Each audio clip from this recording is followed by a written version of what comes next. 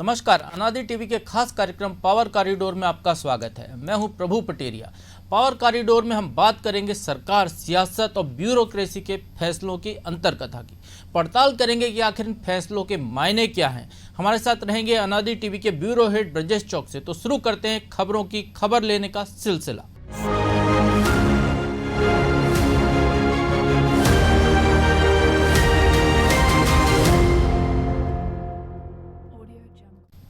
Power corridor में सबसे पहले हम बात करेंगे ढाक के तीन पात कहावत को लेकर। ये कहावत तो सबने सुनी होगी, लेकिन मध्य प्रदेश सरकार और उसकी नौकरशाही पर यह कहावत एकदम सटीक बैठती है। ताज़ा मामला सीधी में हुआ बस हादसा है, जिसने इस कहावत को एक बार फिर चरितार्थ कर दिया। क्या इससे पहले इस तरह के हादसे नहीं हुए? यकीनन हुए, लेकिन ना सरकार ने सबक लिया और ना उसके नुमाइंदों ने। इस कारण अब भी कोई ऐसा दावा नहीं कर सकता कि भविष्य में इस तरह के हादसे नहीं होंगे। क्या लोग दिसंबर 2016 में राजगढ़ में हुए बस हादसे को भूल गए, जिसमें एक ही गांव के 15 लोग काल के गाल में समा गए थे? तब यह बस 2 माह से बिना परमिट के सड़क पर दौड़ते पाई गई थी। शायद ही प्रशासन तंत्र में बैठे अफसरों को देवास की बागनी नदी पर हुए बस हादसे की याद होगी, जिसमें किस तरह यात्रियों से भरी बस नदी में जा गिरी थी और 21 लोगों की मौत हो गई थी। इस मामले में 7 साल बाद फैसला आया तो ड्राइवर को 5 साल की सजा हुई और बस मालिक और कंडक्टर को अदालत ने बरी कर दिया। ऐसे 2 नहीं, मध्य प्रदेश में सड़क हादसों पर नज़र डाली जाए तो दर्जनों मामले मिल जाएंगे, लेकिन इनसे ना सरकारें जागी और ना अफसर। तो आइए समझने की कोशिश करते हैं कि आखिर ये लापरवाही, ये लेत लाली क्यों होती है प्रशासन तंत्र में, और क्यों किसी तंत्र की लापरवाही के कारण आम आदमी को बार बार जान गंवानी पड़ती है। ब्रजेश चौकसे जी समझने की कोशिश करेंगे, जो हमारे साथ जुड़े हुए हैं। ब्रजेश जी, क्या कारण है कि ये हादसे लगातार साल दर साल ऐसे घटनाएं सामने आती रहती हैं? परिवहन महकमा अपनी जिम्मेदारी पूरी नहीं करता। सड़क की बात की जाए तो पीडब्ल्यूडी या सड़क निर्माण की एजेंसियां वो अपना काम ढंग से नहीं करती। कभी हादसे सड़क के गड्ढे के कारण होते हैं, कभी हादसे गलत मोड़ बनने के कारण होते हैं, कभी वहां पर मार्ग संकेतक नहीं होता है, और कई बार तो उस हादसे के कारण सड़क पर जो जानवर आ जाते हैं या उन जानवरों का घर सड़क बन जाती है, वो कारण होते हैं। कई बार बस ओवरलोड चलती है। सीधी घटना जो है 32 सीटर बस में 60 से ज़्यादा यात्री सवार थे। करीब 53 लोगों की अभी तक लाशें मिल चुकी हैं। ये बड़ी घटना थी, उसके बावजूद सबक नहीं ले रहे हैं लोग। बार बार ऐसे तस्वीरें सामने आ रही हैं। मुरैना की तस्वीर हमने देखी कि वहाँ पर आज भी बस में 100 से ज़्यादा लोग सवार होकर चल रहे हैं। तो आखिर क्या वजह है ब्रजेश जी कि ये घटनाओं से सरकार सबक नहीं लेती?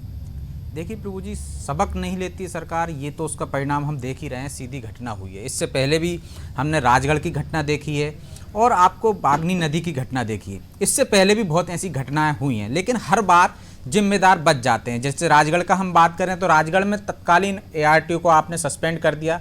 इसके बाद जांच हो गई। उस जांच के क्या निष्कर्ष निकले? जिस तरह से शराब के खिलाफ अभी एक मामला आया था, शराब वाला मामला आता है, एक एसआईटी गठित हुई थी, उसने जो सुझाव दिए थे, ऐसे सुझाव कभी इस टाइप के मामलों में नहीं आए। तो एक तो सबसे बड़ी चीज है कि यह दुर्घटना किस वजह से हुई, ये कभी सामने नहीं आता। हम प्रारंभिक रूप से मान लेते हैं कि ड्राइवर की लापरवाही है। यहाँ हम देख रहे हैं कि एक डिपार्टमेंट दूसरे डिपार्टमेंट पर ठीकरा फोड़ रहा है।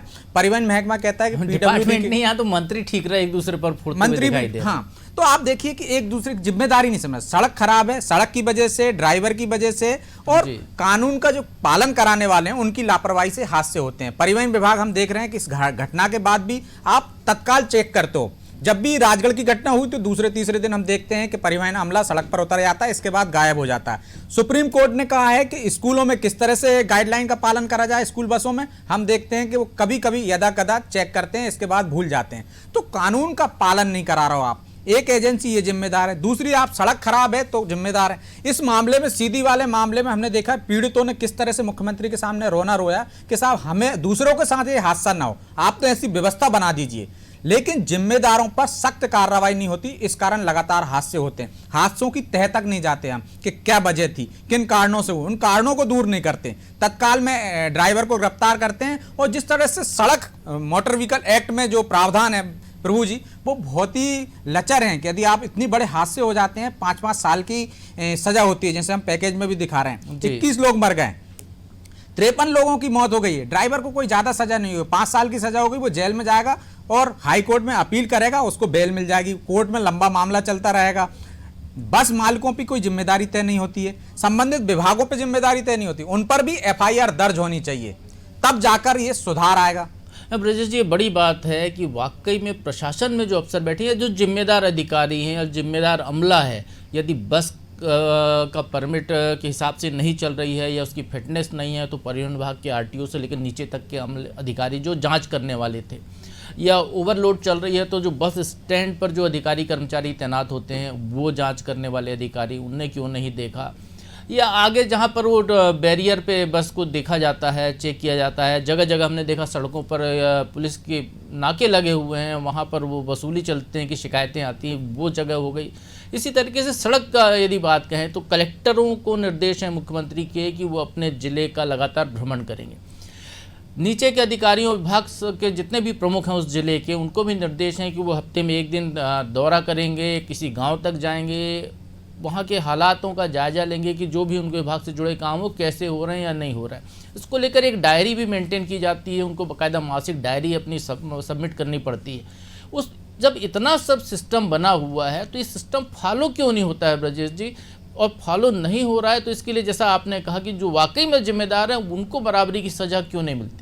बिल्कुल, ये भ्रष्ट तंत्र के कारण ही प्रभु जी ये हादसे नहीं रुक पा रहे हैं। यदि आप इसमें लापरवाही ड्राइवर की पाते हैं तो लापरवाही उनकी भी पाई है कि 5 दिन से एक रास्ता बंद था, तो जो जिम्मेदारों ने अपनी ड्यूटी पूरी तरह से क्यों नहीं निभाई, उनको भी आप आरोपी बनाइए। यदि बस में 60 लोग बैठे हैं तो कौन चेक करने वाला था, उसने कब चेक की, उस रूट पर कब बस चेक हुई थी। आप सिर्फ उसको फिटनेस सर्टिफिकेट देकर अपने कर्तव्य की इतिश्री नहीं कर सकते हो कि हमने दे दिया फिट है गाड़ी, हमने देखा ऐसी गाड़ियां चल रही अनफिट। जब आपको ये हादसे के बाद परिवहन मंत्री उतरते हैं, अधिकारी उतरते हैं, तो गाड़ियां ऐसी मिलती हैं कि जिनका फिटनेस सर्टिफिकेट ही नहीं है। तो मतलब लापरवाही तंत्र में भी है और जिम्मेदारी जो तय नहीं हो पा रही उसके कारण ये बचाव होता है। यदि आप जिम्मेदारों को सख्त कार्रवाई करेंगे, उनको एफआईआर दायर, हम देखते थे भोपाल में, आपको याद होगा प्रभु जी, पहले बसें चलती थी, मिनी बसें, जिनको यमदूत कहने लगे थे, हादसे होने लगे थे, लगातार 50 पैसे 1 रुपए किराया होता था, उसके चक्कर में ओवरटेक करते थे और मार देते थे किसी भी।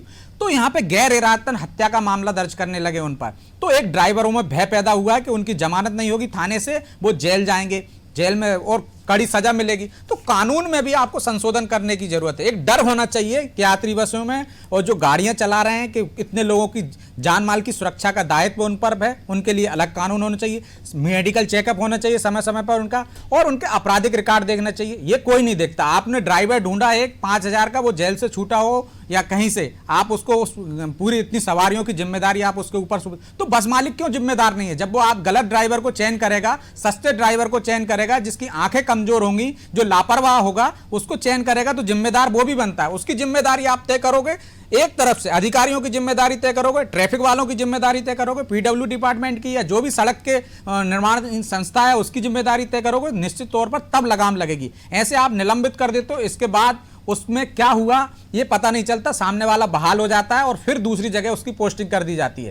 तो पनिशमेंट उस तरीके से नहीं है, कानून में संशोधन उस तरीके से नहीं, इस कारण हादसे पे हादसे होते जाते हैं। तो सख्त कार्रवाई तब मानी जाएगी जब आप एक तरफ से कार्रवाई करो। हम देखते हैं कि मुख्यमंत्री जी कहते हैं वीडियो कॉन्फ्रेंसिंग में कलेक्टर एसपी को हटा दिया, बाद में हम देखते हैं कि उनको अच्छी जगह फिर पोस्टिंग हो गई। यदि ये लापरवाही पाई जाती है, तो उतना ही है, काम तो उन्हीं से लेना है, एक जगह से हटाएंगे दूसरी जगह उनको लगाना पड़ेगा, कहाँ से नए अधिकारी लेकर निश्चित तौर पर। लेकिन पनिशमेंट तो ऐसा होना चाहिए कि उनको मलाईदार पोस्टिंग मिल जाए। फिर हमने देखते हैं कि एक अच्छी खराब जगह से आपने हटाया, अच्छी और अच्छी जगह पे दे दी, उनसे काम लीजिए ना, ऐसी जगह पे काम लीजिए जिनको उनको लूप लाइन लगे, उनको लगे कि हमारे साथ पनिशमेंट हुआ, 1-2 साल हम लूप लाइन में पड़े रहेंगे। तो एक डर होना चाहिए अधिकारियों में, वो डर पैदा नहीं हो पा रहा है अधिकारियों से लेकर कर्मचारियों। और जो भ्रष्ट तंत्र थे, जैसे आपने भी कहा कि वसूली का सिस्टम है, क्या पुलिस वालों को नहीं पता है कि जो गाड़ी जा रही है उसमें थाने के सामने से निकल के गई होगी? लेकिन जो मंथली प्रथा है, भाई आप नियम को दरकिनार करके जो उनको सुविधाएं दे रहे हो, उसके बदले में वो आपको एक राशि देते हैं। उस राशि के कारण, ये भ्रष्ट तंत्र के कारण ऐसे हादसे होते हैं कि आप आंख मूंद लेते हो, आपके सामने से गाड़ी निकल के चली जाती है, वो हादसे का शिकार हो जाती है। चलिए ब्रजेश जी, मान लेते हैं कि जो ये घटना हुई है एक नया सबक है सरकार के लिए, और सरकार इस घटना को देखते हुए आगे के लिए कोई ना कोई एक नीति बनाएगी कि ऐसी बसें ना चलें, इस तरीके से ओवरलोड ना रहें, ऐसा रूट छोड़कर वो गाड़ियां ना चलें, और इस तरीके से जो आम आदमी की जान माल है उसको इस तरह नुकसान ना हो, उसको लेकर कोई एक नई नीति सरकार जल्दी हो सकता है लेकर आए। लेकिन ये अभी एक सबक है और ये बिल्कुल तय बात है, जैसा ब्रजेश जी कह रहे हैं कि मुख्यमंत्री द्वारा 2-4 अफसरों को सस्पेंड कर देने से ऐसी घटनाओं का निराकरण नहीं हो जाता है। ऐसी घटनाएं फिर आगे और हो सकती है जब तक कि तंत्र को न सुधारा जाए। वाकई तंत्र को सुधारने की बड़ी ज़रूरत है, लेकिन अब हम तंत्र से आगे चलकर बात करते हैं तंत्र को चलाने वाले अफसरों की। तो जो अधिकारी प्रशासन को चलाते हैं उन अधिकारियों की भी एक ट्रेनिंग का प्रोसेस होता है, और कोरोना के कारण मध्य प्रदेश के आईएएस अफसरों की इंडक्शन ट्रेनिंग जो है वो लंबे समय से टल रही थी। अब वो अप्रैल मई में होने जा रही है। इसमें प्रदेश के 33 अफसर शामिल होंगे। ये आईएएस अफसर 2015 से लेकर 2019 बैच तक के होंगे, जिन्हें लाल बहादुर शास्त्री राष्ट्रीय प्रशासन अकादमी मसूरी में होने वाली इस ट्रेनिंग में भाग लेना है। देश भर के 336 अफसर यहाँ होंगे। और इस तरीके से ये कहें कि इस इंडक्शन ट्रेनिंग में प्रदेश के अफसर दूसरे राज्यों के अधिकारियों के साथ मिलकर ये जान पाएंगे कि किसी योजना में उनके राज्य में कैसा काम चल रहा है, दूसरे राज्य में क्या बेहतर काम चल रहा है, या दूसरे राज्य ने क्या युक्ति आजमाई जिसको वो मध्य प्रदेश में भी लागू कर सकते हैं। तो इस तरीके से ये ट्रेनिंग मध्य प्रदेश के लिहाज से काफ़ी अच्छी फायदेमंद साबित हो सकती है। 5 अप्रैल से शुरू होगी ये ट्रेनिंग और 14 मई तक ये चलनी है। एक दौरान 1 सप्ताह के लिए अधिकारियों को विदेश का कहीं ना कहीं भ्रमण भी कराया जाएगा, जो बाद में बताया जाएगा। लेकिन ये एक बड़ी बात है कि जो 1 साल से अधिकारी ट्रेनिंग पर नहीं जा पा रहे थे, उनको अब ट्रेनिंग का शेड्यूल सामने आ गया और अधिकारी जाने में रुचि भी दिखा रहे हैं। 33 अधिकारी इस ट्रेनिंग में जाएंगे, ये एक बड़ी बात है। ब्रजेश जी, क्यों जरूरी है इंडक्शन ट्रेनिंग? क्योंकि ये माना जाता है कि आईएएस तो सर्वज्ञाता होता है, सभी चीज़ों का उसको ज्ञान होता है, तब वो आईएएस बनता है इतनी कड़ी परीक्षा पास करके। तो वो एक तरीके से ये कहें कि उसके लिए बड़ा बाबू शब्द का भी प्रयोग किया गया है। अंग्रेजी राज में उसको बड़ा महत्व दिया गया था। तो इस तरीके की सर्विस के अफसरों को क्यों ट्रेनिंग की ज़रूरत पड़ती है? देखिए प्रभु जी, ये ट्रेनिंग समय समय पर होती है। एक समय निर्धारित रहता है कि इस अवधि के बाद आपको ट्रेनिंग करना पड़ेगी। कोरोना काल के कारण ये बीच में ट्रेनिंग नहीं हो पाई थी। अब पूरे देश भर के अधिकारियों की ये ट्रेनिंग हो रही है। ये ट्रेनिंग इसलिए होती है जिस तरह से अपडेट होते हैं, अपडेट चीज़ें आती हैं, उसी तरह से बहुत सारी चीज़ें अपडेट होती हैं, तकनीक अपडेट होती है।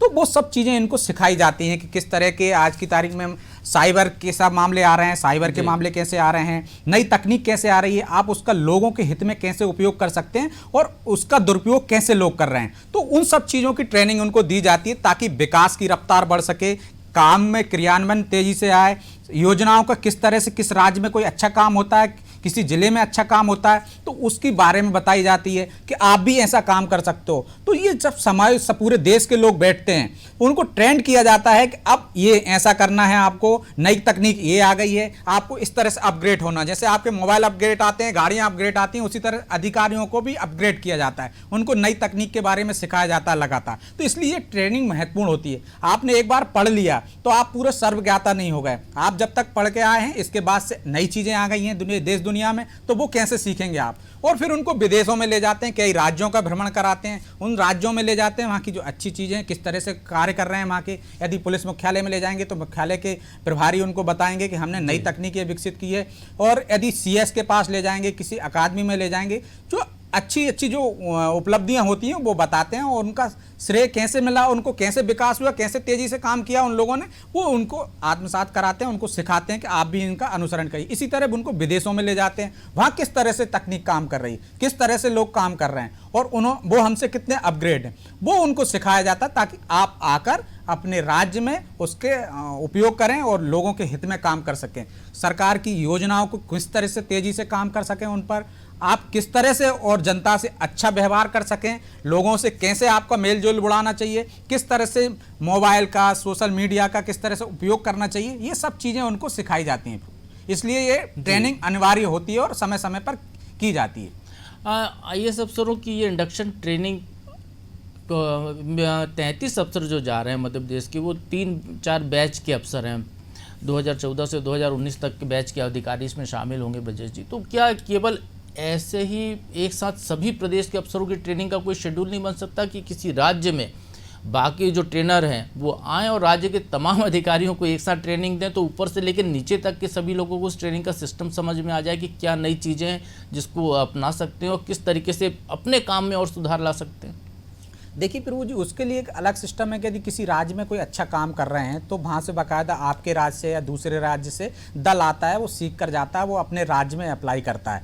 हमने हमारे यहाँ से भी कई ऐसे लोग जाते हैं, विभागों के दल जाते हैं अलग अलग। यदि किसी विभाग में अच्छा काम हो रहा है, वहाँ अच्छी कोई योजना लागू हुई है, अच्छा कोई कानून लागू किया है, तो हमारे संबंधित विभाग का, यदि पुलिस विभाग का है तो पुलिस विभाग का, शिक्षा विभाग की शिक्षा नीति किसी राज्य ने लागू की है तो उसका अध्ययन करते हैं, वहाँ से सीख कर आते हैं और फिर उसको मध्य प्रदेश में लागू करते हैं, या मध्य प्रदेश की कोई योजना है तो वो दूसरे प्रदेश वाले लागू करते हैं। तो एक दूसरे से आदान प्रदान चलता रहता है इन योजनाओं का। जैसे हमारे यहाँ भी एक अकादमी बनी है, पूरे देश भर के लोग आकर यहाँ पे प्रशिक्षण लेते हैं और विदेशों से भी प्रशिक्षक आते हैं। तो समय समय पर इस तरह के प्रशिक्षण दिए जाते हैं। एक दूसरे राज्यों से भी बुलाया जाता है कि यदि वहाँ पे कोई अच्छा काम हुआ तो वहाँ के अधिकारी आते हैं। जैसे पुलिस मुख्यालय में अभी दक्षिण के डीजीपी आए थे और उन्होंने वहाँ से क्या काम किए हैं, वहाँ उस तरह से किस तरह से काम हो रहे हैं, बेहतर तरीके से काम हो रहा है, साइबर में किस तरह से हम काम कर रहे हैं, वो सिखा के गए थे। तो यहाँ पे जो भौरी अकादमी है प्रभु जी, वहाँ भी एक सेल बनी हुई है, अलग अलग राज्यों के लोग आते हैं, बीच बीच में राज्य के जो पुलिस प्रमुख हैं वो कार्यक्रम कराते हैं। इसी तरह यहाँ के अधिकारी हैं जो वो वहाँ जाते हैं, सीबीआई के भी आते हैं, आईबी के अधिकारी भी आते हैं, वो यहाँ के अधिकारियों को ट्रेंड करके जाते हैं। इसी तरह अन्य विभागों के अधिकारी कर्मचारी भी आते हैं जो ट्रेंड करते हो, जिनको सीखना होता है। यदि हमें पता चल जाता है कि वहाँ पे ये योजना अच्छी है तो सरकार खुद भेजती है, अपने खर्चे पर भेजती है और वहाँ से सीख कर आते हैं और मध्य प्रदेश में या अपने राज्य में लागू करते हैं। चलिए मान लेते हैं कि ये जो ट्रेनिंग है ये कुछ ना कुछ राज्य हित में उपयोगी साबित होती होगी, तभी तो ये ट्रेनिंग का सिलसिला चलता है, चाहे आईएएस अफसरों की ट्रेनिंग का मामला हो, चाहे आईपीएस का या नीचे के अफसरों की ट्रेनिंग का मामला हो। क्योंकि सीखना एक सतत प्रक्रिया है और जो सिस्टम में है उनके लिए सीखना ज़्यादा ज़रूरी है कि देश दुनिया में क्या नया चल रहा है, किस तरीके से वो जनता के ज़्यादा हित के काम को कर सकते हैं। तो एक अच्छी पहल है जिसमें मध्य प्रदेश के अफसर भागीदारी कर रहे हैं, ये स्वागत योग्य कदम है। अब हम बात करते हैं एक ऐसी खबर की जिसके जो काफ़ी दिनों तक पहले लंबे समय तक चर्चा में रही थी, और वो खबर है एक आईपीएस अधिकारी से जुड़ी हुई। पत्नी की पिटाई का वीडियो वायरल होने के बाद सस्पेंड किए गए स्पेशल डीजी पुरुषोत्तम शर्मा की विभागीय जांच अब एक नए विवाद में फंस गई है। ये जांच अब तक शुरू इसलिए नहीं हो पाई क्योंकि शर्मा जो है वो पीएचक्यू में उनसे सीनियर अफसरों का टोटा पड़ गया है। एडीजी स्तर का कोई अधिकारी इस मामले में उनसे जूनियर होने के कारण जांच करने को तैयार नहीं है। और शर्मा से सीनियर यदि अफसरों की बात करें तो डीजीपी विवेक जौहरी समेत 2 या 3 अधिकारी ही हैं जो उनसे सीनियर हैं, लेकिन उनमें से 1-2 अधिकारी का रिटायरमेंट बिल्कुल करीब है, अगले महीने भी एक रिटायर होने वाले हैं। तो ऐसी स्थिति में जिस मामले में उनको चार्जशीट दी गई हो, जो उनका घरेलू मामला था, जो सार्वजनिक होने के बाद देश दुनिया में चर्चा में रहा, और उस मामले में जांच के लिए कोई भी आईपीएस अधिकारी सीनियर तैयार नहीं है। और अब इस मामले की जांच या तो सरकार को किसी आईएएस अफसर को देनी पड़ेगी, ऐसा अनुमान लगाया जा रहा है, या किसी रिटायर्ड अधिकारी से इसकी जांच कराई जा सकती है। तो आईपीएस पुरुषोत्तम शर्मा के इस मामले की जांच कौन करेगा, अभी ये सवाल बना हुआ है। लेकिन इस बीच में एक और मामला चर्चा में है। चुनाव आयोग ने भ्रष्टाचार के मामले में मध्य प्रदेश के जिन 3 आईपीएस अधिकारी और एक एसपी स्तर के अधिकारी की जांच के निर्देश दिए थे, उनका मामला भी अभी तक अधर में ही लटका हुआ है। अब तक ना तो उनकी जांच सरकार शुरू कर पाई है और ना ही इस मामले को कहीं आगे बढ़ाया गया है। जबकि जो एसपी स्तर के अधिकारी थे, जो राज्य पुलिस सेवा के अधिकारी हैं, उनके खिलाफ कार्रवाई करने के लिए आयोग ने राज्य सरकार को स्पष्ट निर्देश दिए थे। तो ये जो 2 मामले हैं पुलिस के, जो जांच में लेतलाली कहीं पर दिखाई दे रही है, तो ये एक अपने आप में एक रोचक मामला यहाँ पर है कि एक तो भ्रष्टाचार से जुड़ा मामला है, एक घरेलू हिंसा का मामला है। लेकिन दोनों मामलों में पुलिस के सामने एक अलग स्थिति पैदा हो गई है कि वो जांच करे तो करे कैसे और कराए तो कराए किससे। ब्रजेश जी, क्या है इस मामले में, क्यों जांच नहीं हो पा रही है? देखिए प्रभु जी, 2 मामले हैं। एक में सरकार जांच कराना चाहती है, एक मामले को उलझाना चाहती है, जिस तरह से हमको दिख रहा है। यदि हम स्पेशल डीजी जो निलंबित चल रहे हैं पुरुषोत्तम शर्मा की बात करें तो वो सितंबर से निलंबित हैं। वो पत्नी की पिटाई के मामले में उनका एक वीडियो वायरल हुआ था। क्योंकि मध्य प्रदेश के मुख्यमंत्री शिवराज सिंह चौहान जो महिलाओं के प्रति संवेदनशील माने जाते हैं, तो उन्होंने तुरंत इसमें एक्शन लिया और उनको सस्पेंड कर दिया। उनको चार्जशीट भी दे दी गई 90 दिनों में। यदि किसी अधिकारी को आप बचाने की कोशिश करते हैं तो पहले भी हमने देखा है कि आईपीएस अधिकारियों को, आईएएस अधिकारियों को किस तरह बचाया जाता है। उनको 90 दिन के अंदर चार्जशीट नहीं दी जाती ताकि वो ऑटोमेटिक बहाल हो जाए 90 दिन के बाद और सेवा में आ जाए। यहाँ पर उनको त्वरित चार्जशीट दी। अब सरकार ब्रजेश जी, ये जो मामला है, ये जब मामला सामने आया था, उनकी पत्नी ने शिकायत की थी, उनके बच्चों ने शिकायत की थी, उसके बाद उनकी पत्नी शायद मुकर गई इस मामले में। ये ऐसी खबरें आई थी कि वो कह रही है तो हमारा घरेलू मामला, हम इसको विवाद में आगे नहीं लेना चाहते। उसके बावजूद इस मामले में चार्जशीट दी गई, जबकि भ्रष्टाचार के मामलों में लंबे समय तक चार्जशीट नहीं दी जाती है, गड़बड़ियों के मामले में चार्जशीट नहीं दी जाती और अधिकारी बहाल हो जाते हैं। देखिए प्रभु जी, मैं वही आपको बता रहा था कि दो तरह का व्यवहार है इसमें सरकार का। एक में मुख्यमंत्री चाहते हैं कि यदि चूंकि वीडियो वायरल हो गया, एक वरिष्ठ अधिकारी हैं, उनकी पत्नी शिकायत नहीं करना चाहती। यदि उनकी पत्नी शिकायत करती तो प्रभु जी इसमें आपराधिक मामला दर्ज होता, मारपीट का मामला दर्ज होता, और पुलिस जिस तरह से अन्य मामलों का इन्वेस्टिगेशन करती उस तरह से उसके मामले का इन्वेस्टिगेशन करती और उनको कोर्ट का सामना करना पड़ता। चूंकि उनका आचरण इस तरह का था कि जो वरिष्ठ अधिकारी को नहीं होना चाहिए, इसलिए में एक विभागीय जांच की प्रक्रिया रहती है कि आपका कर्तव्य के प्रति व्यवहार या लोक व्यवहार आपका ऐसा ना हो तो आप पर इस तरह की कार्रवाई की जाती है, आपको सस्पेंड करके विभागीय जांच की जाती। चूंकि स्पेशल डीजी हैं, डीजी स्तर के अधिकारी हैं, उनके बैच के 2 बैच के ही ऊपर अधिकारी बचे हैं। एक तो विवेक जौहरी जी खुद डीजीपी हैं, और दूसरे आपके विजय यादव जी हैं, अशोक दोहरे जी हैं, और एक बीके सिंह जी हैं। बीके सिंह जो पूर्व डीजीपी थे और वो मार्च में रिटायर होने वाले, तो ये सबका इसी साल रिटायरमेंट है। चूंकि विवेक जौहरी को कार्यकाल बढ़ा दिया गया है, वो डीजीपी थे इसलिए उनका कार्यकाल चल रहा, बाकी के इनके समकक्ष जो अधिकारी हैं या इनसे 2 बैच सीनियर हैं, वो इसी साल 1-2 महीने में रिटायर्ड हो जाएंगे। तो उनसे ना वो जांच करने का कोई मतलब नहीं, क्योंकि जांच लंबी चलेगी और वो करना नहीं चाहते हैं। दूसरा, अब उनसे जूनियर अधिकारी बचते हैं। जूनियर अधिकारी किसी सीनियर अधिकारी की कैसे जाँच कर सकता है, ये सबसे बड़ा पैंच फंस रहा है। राज्य सरकार चाहती है जाँच करे, इसलिए गृह विभाग ने बाकायदा PHQ को चिट्ठी लिखकर उनसे मांग की है कि आप एक जाँच अधिकारी का नाम दे दें ताकि वो उनकी स्पेशल डीजी पुरुषोत्तम शर्मा की जांच कर सके। दूसरे मामले में क्यों जांच नहीं हो रही ब्रजेश? दूसरे मामले में चुनाव आयोग ने सरकार को जांच के निर्देश दिए हैं। सरकार जांच कराने के लिए उन UW को भी सौंपा, लेकिन मैं आपको यहाँ बता दूं कि अनादि टीवी ने जब ये मामला आया था, तब अनादि टीवी ने जब इसमें प्राथमिकी दर्ज की थी, तब अनादि टीवी ने ये खबर चलाई थी, बताया था दर्शकों को कि पुलिस ने अभी तक इस मामले में उन अफसरों के खिलाफ FIR दर्ज नहीं की। जी प्रभु जी, FIR दर्ज नहीं की, चूंकि चुनाव आयोग को वो जानकारी देना थी प्रमुख सचिव को, मुख्य सचिव को, DGP को, इस कारण उन्होंने PE दर्ज कर ली, पहले दे दी कि हम इसकी जांच करा रहे हैं। अब उसमें ये अड़ंगा लगाया जा रहा है कि जो चुनाव आयोग ने जो दस्तावेज भेजे हैं, ED ने जो दस्तावेज भेजे हैं, वो दस्तावेज पर्याप्त नहीं है कि उनको FIR में हम कन्वर्ट कर सकें। तो इस आधार पर उसको अटकाया जा रहा है कि दस्तावेजों की जांच की जा रही है। और दूसरा, एक सुप्रीम कोर्ट की एक वो थी कि इस तरह के मामलों में सीधे किसी डायरी में नाम आते हैं तो वो सीधा आरोपी नहीं बन जाता है। तो एक आधार ये बनाकर इस मामले को लटकाया जा रहा है, ताकि चूंकि सरकार की मंशा ऐसी रही होगी कि वो ना चाहे कार्रवाई हो, इसलिए मुझे लगता है कि इसको ढील दी जा रही है, इसमें अड़ंगे लगाए जा रहे हैं, पेंच लगाए। यदि सरकार चाहे तो उसमें तत्काल FIR करके जांच कर सके। FIR मतलब होती है प्रथम सूचना रिपोर्ट। आपने FIR दर्ज कर ली, लेकिन फिर आपको उस तरह से इन्वेस्टिगेशन करना पड़ती है। तो मुझे लगता है इसमें सरकार का रुख स्पष्ट नहीं है। इस कारण ये जो 2 चीजें सामने आ रही हैं कि एक तो सुप्रीम कोर्ट की जो निर्देश थे कि किसी का नाम डायरी में आ जाएगा तो वो आरोपी नहीं हो जाता, दूसरा कि जो आयोग ने दस्तावेज सौंपे हैं वो पर्याप्त नहीं है, सिर्फ नाम है उनके, इस कारण ये FIR नहीं हो पा रही है।